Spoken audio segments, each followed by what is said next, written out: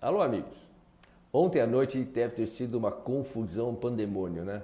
Quando só noticiaram que o Brasil tinha passado a China em número de mortes e que o número de casos diários estava no casa dos 6 mil. Quer dizer, em vez de diminuir, estava subindo. E você deve ter pensado, então, afinal de contas, o pico foi ou não foi? O Anthony estava certo ou estava errado? E aí eu falei assim, não posso estar errado, eu estou seguindo as normas internacionais. E aí, então, eu fui para casa, fui estudar as estatísticas e também estudei aquele trabalho de Singapura, onde previu o fim da pandemia em vários lugares. E com isso, depois de muito estudo, eu montei esses gráficos para explicar para vocês um pouco melhor. Deixa eu lembrar mais uma coisa. Tem pessoas que me acusam de estar chutando, usando dados fictícios, etc. Olha, vou dizer mais, 48 anos de magistério na universidade, eu tenho que ter credibilidade. Eu tenho que mostrar às pessoas de onde estão meus dados. Porque, você sabe, eles criticam mesmo. Então, eu vou afirmar para vocês, todos os meus dados, todas as minhas afirmações, todas as citações são baseados em fatos reais, dados publicados e entrevistas feitas por outros cientistas em mídia internacional. É só vocês procurarem que vocês vão achar. Eu vou citar o nome deles e as pessoas podem procurar. Não tem nada inventado, não. Eu não invento nada, ok? Então vamos começar com essa estatística. Então nós temos aqui, mostrando para vocês, certo?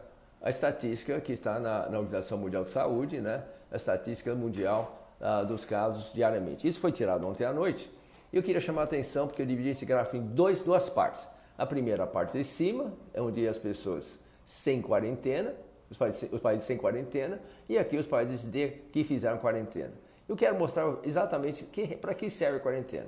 Olha que os Estados Unidos, mais de 1 milhão de casos, certo? E quase 60 mil mortes. E ontem teve os 1.470, bem inferior aos outros dias, né? Que teve quase 9 mil mortes no único dia. Mas olha que um número interessante, certo? Não interessa o número absoluto, nós temos que saber em relação à população. Os Estados Unidos é o quarto país mais populoso do mundo, né? Depois da China, da Índia, Indonésia e depois os Estados Unidos. O Brasil é sexto, depois do Paquistão.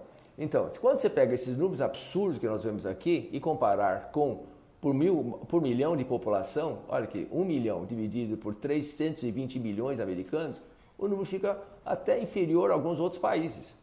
Inclusive, e o número de mortes, embora seja absurdo, chocante, na realidade, por milhão de habitantes, ele é inferior a outros países que sofreram pandemia pior. Então vocês veem aqui, a Espanha, por exemplo, é a pior de todas, com 510 mortes por milhão.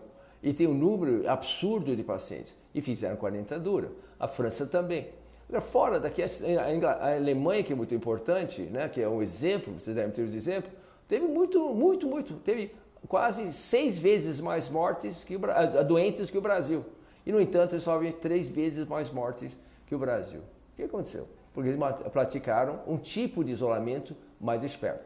Mas o mais importante é comparar com os países que não fizeram quarentena. Olha aqui, a Suécia não fez nenhuma quarentena. Nossa, teve um número de mortes muito grande. Mas, olha, inferior a essas aqui que fizeram a quarentena dura. E o que vai acontecer? Ele vai sair da quarentena, como se disse o primeiro-ministro deles, essa semana, que eles vão manter a livre e certamente quando... Ele também disse que eles vão atingir a imunização de rebanho lá por meados de maio. Ora, isso quer dizer que quando chegar meados de maio, mais de 60% ou 70% da população já está imunizada. Se tiver uma segunda ou terceira onda, não vai morrer mais nenhum sueco. Enquanto que os outros países que não fizeram isso, tem uma parte significativa da população ainda sem anticorpos, tá certo? Então, diz assim, essas mortes eram esperadas, eram de pessoas esperadas, ok? Mas vamos começar com esses outros países. Olha, México, 11 mortes. Singapura, teve muitos doentes, 2 mortes. Japão, menos doentes, que fez aquela intervenção vertical que eu falei desde o começo, inteligente, as pessoas continuam trabalhando, certo? Aqui todo mundo usa máscara, todo mundo trabalha, distância social, e olha aqui, só 3 mortes. E outra é Coreia. A Coreia foi o segundo país a ser atingido depois da China, 210 doentes por milhão, certo? No meio do inverno teve 3 óbitos. E a Indonésia? Indonésia tem uma população maior que o Brasil. Não tem nenhuma quarentena, teve só 35 doentes por milhão e 3 óbitos. Ah, não, a estatística está errada. Será? A estatística deles está pior que a nossa? Olha, eles fizeram também, certo? É um país que sabe quantos mortos tiveram. Ah, tá certo, vamos supor que é subnotificado. Subnotificado por um fator de 5, mesmo assim, é inferior ao do Brasil, e mesmo por 5 seria 15, também seria inferior ao Brasil. E não fizeram quarentena, o país continua produzindo, trabalhando tranquilamente. Mas eu aproveitei também para mostrar a comparação desses dados com os trabalhos de Singapura e ver o que acontece em termos de evolução para a... Então, aqui nós vamos pegar os Estados Unidos, que é o pior, né? Que era o pior, certo? E é muito importante explicar para vocês que o índice de evolução de uma pandemia não é o número de mortes, é o número de casos novos. Então, cada dia que tiver um caso novo, eu sei se a epidemia, a infecção está subindo, estabilizou ou caindo. O número de mortes não significa, não serve para estudos epidemiológicos de evolução, porque ele reflete muitas vezes doentes que estão no hospital 10, 15 ou até 40 dias antes. Vocês devem ter visto na televisão ontem, aquele médico esteve internado por 40 dias e saiu da UTI e aplaudido. Então é isso mesmo, é 20, 10, 15, 15, 20, até 40 dias, então ele não serve nada. Então vocês vão ver exatamente, por exemplo, no caso da Itália, aqui era o pico, e olha que é o pico da morte, está aqui. Uma semana, 2 semanas depois. A mesma coisa com os Estados Unidos. Começou a subir aqui, o pico aqui e aqui então depois. Mas os outros dados são mais importantes, outros países, por exemplo, na Alemanha. Então nós vemos aqui na Alemanha, olha o pico de doenças aqui, tá certo? E o pico da morte de óbitos está aqui. Mas é interessante você ver que a Alemanha, por exemplo, vai sair da quarentena dia 15 de maio, tá certo? E teve muito mais mortes, como vocês viram, muito mais doentes do que o Brasil, certo? E o Brasil? O Brasil começou mais ou menos da mesma hora, começou em março, aqui também começou em março. Mas por causa da quarentena burra que nós fizemos, nós empurramos isso para frente. E aqui está o pico de casos, que coincide com o pico de mortes aqui também. 6 mil casos. Olha, os Estados Unidos teve 35 mil casos num único dia, tá certo? Ou 30 e poucos mil casos. Então, ou seja, não é isso, é o número, certo? Como evolui. E por causa da nossa quarentena, nós empurramos nosso pico, nosso término, para dia 12 de junho. Será que vai acabar mesmo lá? Bom, primeiro nós temos poucos casos. Segundo, nós vamos estar entrando no meio do inverno. Se temos poucos casos, talvez nós temos poucas pessoas imunizadas, porque ficaram tudo dentro de casa. Então, vai ter ainda vírus circulante, e aí, é o que o medo está atingindo também a China e os restos dos países, que talvez tenhamos uma segunda onda. E aí o negócio pode ser desastroso. Vamos ver os outros. Países que não fizeram quarentena. Olha o que acontece na Suécia. Suécia está aqui, tá certo? Está prolongando, mas olha quando vai terminar. Não é a mesma época que o Brasil, sem sofrer nenhum problema com sua economia.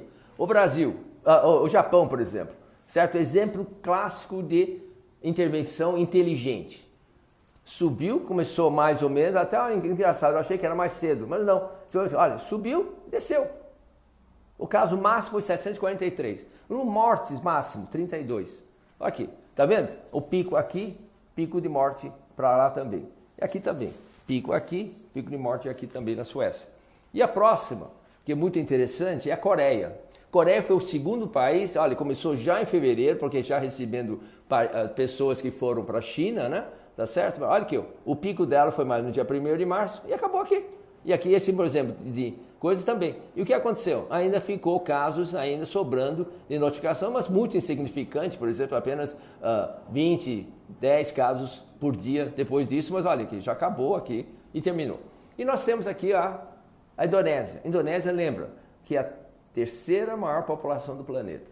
Não tem nenhuma. E o que aconteceu? Tá, ouviu tranquilamente a subida e descida, e olha os mortes, aqui, entendeu?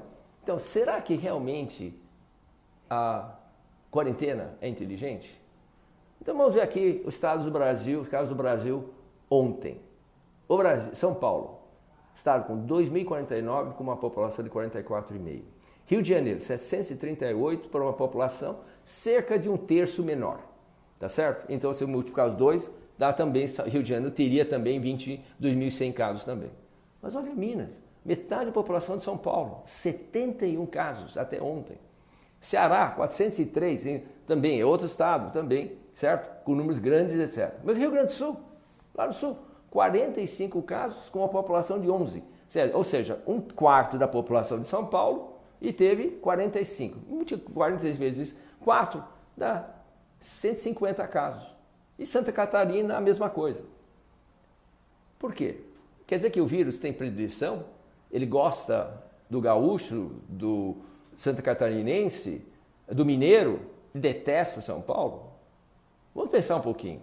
São Paulo e Rio de Janeiro foram os estados que tiveram a mais dura quarentena de todo o país. E não deu certo. Mesmo assim, teve a maior incidência de mortes, tá certo?